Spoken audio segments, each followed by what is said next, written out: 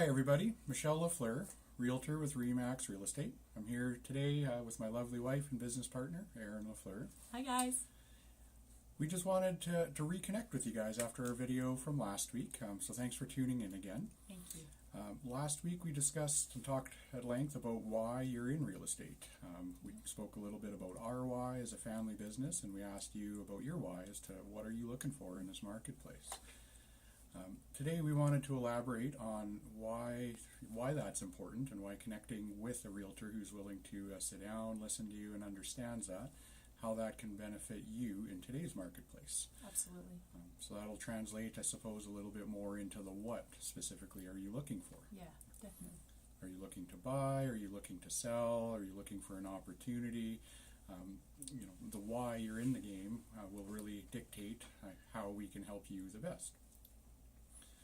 One thing that we've seen a lot of is a lot of people come to us quite clear saying, this is the dream home, it looks something like this, priced about that price in this general neighborhood. And very rarely does that actually show up exactly as you had envisioned it. So with the idea of real estate, knowing your why you want to be in this neighborhood, why that type of house is going to serve you, when we get into the what, our thought is, why don't we create that? If you're comfortable taking on a renovation project, you can turn that any opportunity in that neighborhood of that particular product type and make it exactly what you want.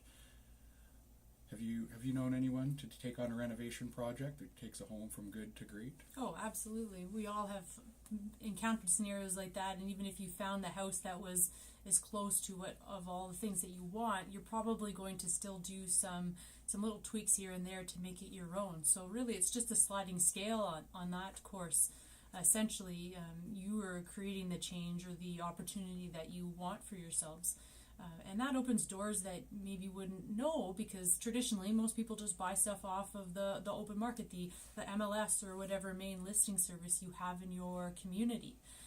Now, when you partner with a realtor, a professional who can work that section of the market, but can also go a step further and look at what's not either currently listed or stuff that's pocket deals or quiet listings or whatever, and turn something that maybe wasn't there before into a net new opportunity. So like Michelle said, maybe it needs a little bit more work than you were originally intending, but the price may allow for that depending on the structure of the deal and the way that you guys have set it all up.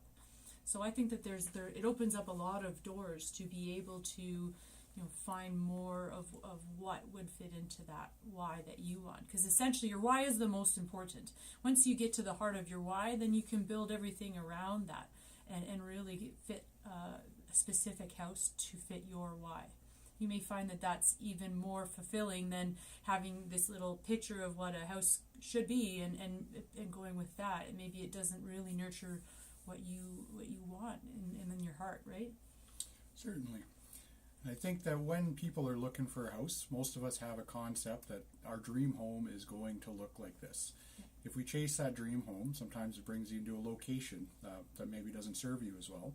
There is that old adage in real estate, location, location, location. Absolutely. And I think it is very true that, as much as you may love the house that you're in, if that house is in the middle of nowhere, hours away from everything that matters to you, maybe that doesn't serve you the best. So then the question becomes, if you find the location that serves you, again, digging into the why a little bit more, you can build a product, be it renovating or even the idea of infill. Oh yeah, definitely. You can knock down that old house that maybe deters you for whatever reason that is, and you could build your dream home that looks and smells and feels just like this, whatever that may be for you. So again, connecting with a realtor, having that discussion as to why you want to be in this location, what would that mean for you, for your family, for your clients, maybe your partners, and then working backwards from that to say, well, if that's what you're looking for, this is the best place for it. Let's create that together. Yeah, exactly. So in an example, let's say as a family, you tell your realtor that you want to have a backyard. You want a fenced-in yard. That could be a fenced-in yard really anywhere. But a quality realtor is going to ask you the next question and say, well, why do you want a fenced-in yard? And then you can elaborate and say, oh, well, we have a dog and we have kids. And it's important to us that they have a safe place to be outside in nature. Well, suddenly you don't just want a backyard with a fence. You want one that's probably a little safer and maybe inside of a community as opposed to right on a busy intersection or busy roadway. Knowing your why allows you to bring further clarity to the actual what of what you want. And so you're not just finding what maybe looks like best because it's the actual what you've said, and so instead of what nurtures the holistic what you're trying to achieve and accomplish. Does that translate well? That makes perfect sense.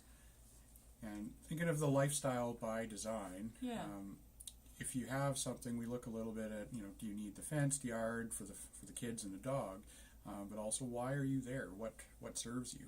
If you find the dream house and it's in the middle of nowhere, your kids still need to go to school. Yeah. Would you rather walk them to school through a safe community or drive 15, 20, 30, 60 minutes each way to pick up your kids, drop them off? The flip side of that is also, what is your career? Do you need to work in a certain location? And if so, are you comfortable with the potential commute from the dream house, meaning the physical structure that you're impressed by, as opposed to, would you rather live in a community maybe where you can walk or be the perfect distance away from work? So there's a few things to consider on the buying side, and really my encouragement for all of you viewing this would be to know what you're looking for, more so in terms of the location and the lifestyle, and don't be scared to create what it is you need in terms of a house, be it the renovations or just redevelopment. If you're into a brand new house in that location, where there's a will, there's a way. And not even just that. That just also brought my attention to the fact that there's also just properties that maybe you're interested in a specific property, but it's not currently listed. It doesn't necessarily mean that it won't become listed someday, or we can't necessarily do some marketing efforts to find that property or one just like that. Like knowing a comparative example is also still very beneficial as a tool and a resource for your realtor to then you take that, combine it with the why that you've stated and uncovered, and fold it into more opportunities. The whole point that we're trying to convey here is that if there isn't a specific market opportunity right now, you don't have to be limited or have to wait unless you want to, right? Like you can go out and just keep creating, as one wise man has often said, and it's a long saying, but Patrick Francis has said to us many times, be the change you want to see in the world. Maybe that means that you are actually just going out and creating that opportunity that you didn't find currently on the market, right? Yeah, and I think if there's something you want, you need to put it out there. I've had a couple scenarios where I've worked with clients who are a little bit ambiguous as to what it is they're looking for, and if you just want a nice house at a good price in an okay place, there's a lot of things that really fit that bill. Absolutely. And we've also had some conversation with people who just say, I wish I would have known about that one, or I wish that opportunity was there when I was looking. So I think if you were to put it out to the world, or to your realtor, that this is the dream property, this is where we want to be, and this is why we want to be there, that makes it a lot easier for me to keep an eye out, not only what hits the market, but also what's not on the market. That gives me a reason to go knock on doors and present a scenario to a seller, say, you know what, we love your property, here's why that you should sell to my clients. We may be able to get you into that dream property, assuming it exists as is today. But even if it's not, we can start looking at opportunity and say, how do we create what you want, where you want, so that it works for you? Absolutely. And in terms of asking for what you want, another one that I've seen kind of the reverse of it now, thinking of it from a seller's perspective. Definitely. I've had many conversations, and I think business-wise, we've done as many deals privately or off of MLS or the typical listing service than we have through MLS. And the conversation often goes something to the effect of, all I really want is, I need this much right now, and we don't want to be judged, we don't want to be busy, we want someone who's going to love the home for what it is. An example of this, recently we were fortunate to meet an elderly couple who'd really just said that all they really want is to be able to pull out $100,000 of equity so that they could move and retire. With the sale of a home, $100,000 of equity, that wasn't the issue. The issue for these people was that they needed money up front to be able to start that move. So if you ask and you shall receive, we were able to connect those sellers with a buyer who said, here's the money that you need so that you can do what you need to do today to get out of the house so that I can buy it from you and give you the value you're hoping to extract. We were able to do this quickly, quietly. There was no sign on the lawn. There was nobody coming through the house. It was really, this is what the seller needs. We pair that with a buyer who's looking for exactly that. So getting clear on what you're looking for, and even just putting it out there to the universe, to your realtor, and have those courageous conversations, it's a lot easier to provide for that. And when you're always in the market to create a win-win opportunity for people, there's generally a way to create that scenario, right? Like, so when you talk about there being quiet and not being on the MLS, that doesn't mean that it's not still above board, and we're making sure that it's a fair scenario for everyone. Lawyers are involved, proper contracts are dealt with, but some creative strategies were utilized so that both the buyer and the seller found an opportunity and a win-win from maybe a scenario that maybe could have never met the proper market. Like maybe the sellers would have had to sell it through the open market and taken a loss and not been able to get the win or get what they needed out of it to feel like it was a successful transaction for them. You know, and in terms of representation, a realtor generally owes representation to a party or the other, and in this scenario it gives you the opportunity to I think find that win-win for everybody. I'm not a realtor, so I'm not really qualified to talk specifically about that, but from what I observe as the wife of, I see these scenarios where we can truly help on a different level, and you know what I'm saying, right? Like, yeah, and I think we're able to, our ultimate goal in this industry is to create win-win-win scenarios. So we want you to win as our client. We want the seller or buyer on the other side of that transaction to feel like they've won. And ultimately, real estate, they talk a lot about highest and best use of a property. Yep. So if we can put in, say, a retiring family, an elderly family, or maybe it's a broken family, I don't know, but if we can replace that with a family who's going to love it, appreciate it, that's a win for the community in itself.